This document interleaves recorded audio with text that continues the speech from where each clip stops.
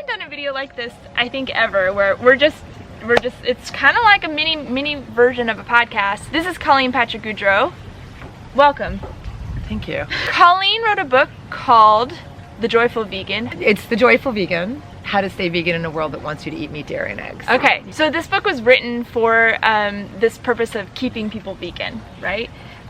Or helping people stay vegan. Well, why do you think we need a book like that? So I've been doing this a long time, where I've been guiding people to becoming vegan, and obviously in that also hopefully giving them the tools and the foundation they need to stay vegan. Mm-hmm. And what I've noticed over the years, hearing from people, certainly it's anecdotal, there are data that support this as well, that people struggle. Mm-hmm. So why do they struggle? Most of the struggle is social. But why do people struggle? Why do people resist becoming vegan in the first place? Why do people stop being vegan? So I obviously am interested in the answers to these questions, and are there answers that I can put my finger on that I can then use to help people stay vegan? Because people do it because it feels good. Yeah. And they feel good, and they are reflecting their values in their behavior. Right. And for whatever reason they're doing it, it's usually because they're drawn to it for a positive reason and they're having a good experience.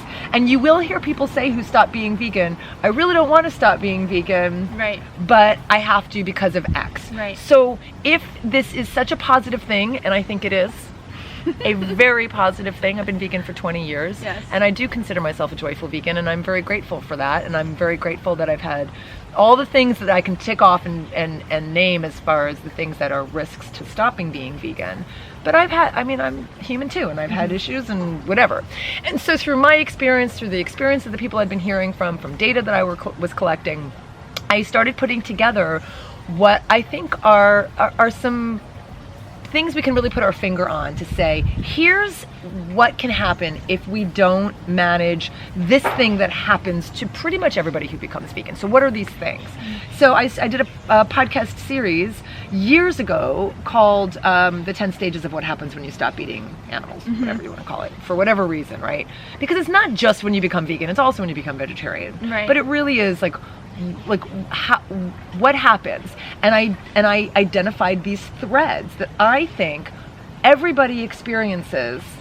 You don't have to, it's not like mandatory, but people tend to It's really common. They're Yeah. very common experiences that people experience, whether they do it for health or ethics. Right. And so in identifying these, what I'm calling stages, although they're not linear and they're not mandatory, they're more of experiences to identify with rather than like things you have to go through.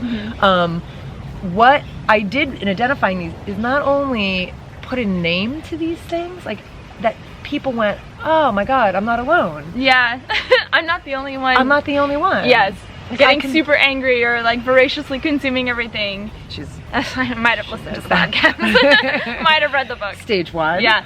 Yes. And so not only did it actually give people a name for these things, and help them not feel alone. Then what I did was say, okay, if we don't manage these aspects of these stages, what can happen? Right. And it's not just that we stop being vegan, it's that we stop being joyful, it's that we stop remembering that the positive aspects of why we became vegan in the first place. And so we can unpack some of that, but that's basically why I wrote the book. I had done the podcast series first. The book is in so much more detail, and I'm very proud of it, and I'm really excited about it because I really think it will help a lot of people, just like the podcast series did, because people would come up to me and say, I'm in stage 5. Yeah. Yeah. I'm going through that right now, and Yeah. I love that there was a name for people to put their experience to. Yes. Do you think this book can be for someone who maybe they tried veganism and they have failed so many times? Maybe they just have gotten off the wagon. They fell off the wagon so many times. How will this book really help them? Yes, so I call it, obviously it's called The Joyful Vegan because vegan is the word that I use to characterize someone who stops consuming animal products, period. You can call yourself whatever you want, but that is a universal term for someone who stops eating animal products, usually for ethical reasons, but you can use that word if you'd like to for whatever reason. But the subtitle is How to Stay Vegan in a World That Wants You to Eat Meat, Dairy, and Eggs, because we all live in this world where there are all these forces compelling us to consume animal products, especially. I mean, obviously there's byproducts too, and leather and whatever, but it's really about eating animal products, right? Meat, dairy, and eggs. And so we have all these forces that want us to eat meat, dairy, and eggs. Our family, the industries that make these products, our friends, our colleagues, our own inner forces, because we want to belong, we don't want to stand out from the crowd, we don't want to make other people feel bad, etc., etc. So what are these forces? So first we talk about those forces. Everybody can identify with these forces. I don't care if you've been vegan for a week, if you stop being vegan after a year, if you're vegetarian, if you're plant-based, I don't care. Everyone can identify with living in a world that supports us in being as willfully blind as possible around the health effects, the environmental effects, and the ethical implications of eating meat, dairy, and eggs. So whoever you are, if you live in this world, and the first chapters really do talk more about why we resist becoming vegan in the first place. Yeah. So if you live in the world, I think you'd be interested. And what I think is interesting too is that something I say a lot on my channel is about how in very simplified way, it is easy to be vegan. It's not as hard as you think it is. But what your book brings to light is like there are challenges that we have to acknowledge so that we can move past them, right? Yeah, that's funny because I wrote the 30-day vegan challenge, and I wrote it because I actually do think being vegan I prefer the word effortless. Okay. To easy. To easy. But becoming vegan is challenging for people because it's a change, and like we're all creatures of habit. So in the 30-day vegan challenge, I lay the foundation for you so that at the end of the 30 days you have this foundation on which you can stand to just give you the strength and give you the foundation, right? And so then I will say what happens is when your habits shift and you've had a paradigm shift, it's effortless in that you now have made those habits, the not eating animal products, part of your daily routine. Like that's your new habit. In that way, it's effortless. If you're on the other side before you're vegan and you're going, how do you do this? And how do you travel? And how do you eat this? And where do you get your, whatever. All the questions people ask, it's because you're on the other side of it. Yeah. But when you get on this side, it's effortless. Now, having said that, now I've written the book saying, well, how to stay vegan. Because obviously there are struggles in staying vegan. Now, what I mean by that is I think what we underestimate more than anything is our need to belong, and that we're social creatures and we're part of this larger social family. Right. And so when I say it's hard for people, I mean because we're constantly being pulled to be part of the status quo, we're made to feel like we're weird or anomalous, or there's something wrong with us, or we're too compassionate, or we care too much, or we're too obsessed, or whatever it is. There's all these negative associations with someone who's outside of the status quo. Yeah. Just by virtue of being outside of the status quo. Yes. That the status quo happens to be, I mean, that so many people eat meat, dairy, and eggs. As soon as you don't, like you're just, that's an easy, like you're just free. Yeah, and something I talk about on my channel is just geographical location and how you can be vegan anywhere, but it's easier when you're in somewhere like in the Bay Area where there's more people, right? Yes, and it's more fun. yes, it's true, and there are cultural issues, there are family issues, there are religion, religion plays a part. It's all about, to me, it's all about our identity, which our identity is not separate from our social construct. Our identities exist within these frameworks. Yeah. So you can be anywhere. I mean, so sure, is there more accessibility in terms of convenience foods? These days, it's, I mean, supermarkets and fast food places all over the place, right? So is that really the thing? I think it's one of the things. I do. I think convenience is actually absolutely one of the things we have to look at. And that's why I'm so grateful for all of these companies that are producing products that if you don't want to eat them, don't eat them, but that they're available. It's another option for people. Does make it easier. However, it's really how we identify and how comfortable we are identifying as living outside the status quo. And again, however you want to identify, whatever word you want to use. Because one person could live in a place that's, difficult to be vegan in. Right. But they've internalized it, they've come out to themselves, they really there was a bird. It's nature. It's just nature. But if they're not comfortable talking about it with their family, if they're embarrassed about it, if they're self-effacing, that's all going to make it easier or harder. And that's on us, right? Do you think there's like a personality, like certain personalities have a easier time sticking with it?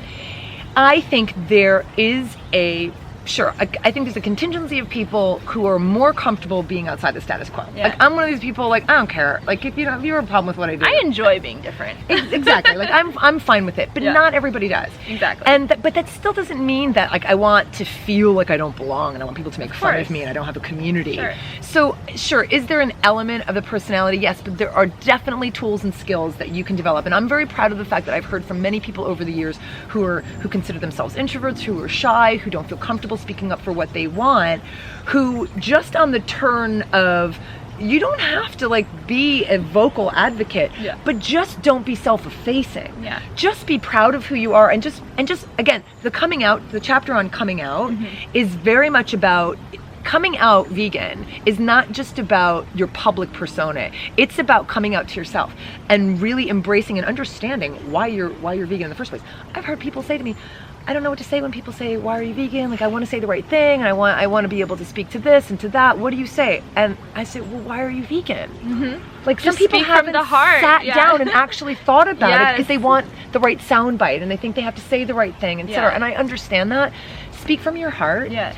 So when I've talked also about speaking from your heart but planting seeds and not being attached to the outcome, that has given people freedom to say, oh my God, I can be relaxed. I don't have to have all this pressure on myself. Yeah. So yes, there are personalities who are less, who are more inclined to not conform, but even those who are more inclined to conform can learn the skills to still navigate that in their world. Right. Do you have any sort of opinion, just because you are writing, I don't know if you have opinions. I'm just kidding. Have I got opinions for you? Yeah. There's a lot of people coming out with no longer vegan videos. Do you have an optimistic perspective on that, or do you feel like, because a lot of people feel threatened, like vegans feel scared because there's a lot of no longer vegan videos coming out. What's your reaction to that, basically? My reaction to that is, look, people have been becoming vegan and stopping being vegan. Yep. That's grammatically correct. For centuries. Exactly. Before YouTube. Right. So it feels more credible. Yeah. Because it's now in a public forum. You're right. And recorded. And it's recorded, and you know, you can get 100,000 views. Right. That doesn't mean it's any less or more legitimate than it was before YouTube. So the things that I'm talking about are universal, and it has nothing to do with, we're not in some unique age. Right. And there's not some new stuff in the water that's making it less possible for people. Right. And so and people have created identities, you know, around their vegan identity, etc., publicly. And so, you know, when we struggle, we feel like we have to show that to the world, and then the world says CCC. I mean, whatever. It's gonna be a confirmation bias one way or the other. Someone becomes vegan, it confirms a bias. Someone stops being vegan, it's gonna confirm a bias. You choose which one you want to put more weight on. Now, the thing is, it's like with the news headline. You don't see journalists come out and say there's been no disaster here for the last 6 months, because that's not news, right? It's not news that people are staying vegan. Yeah.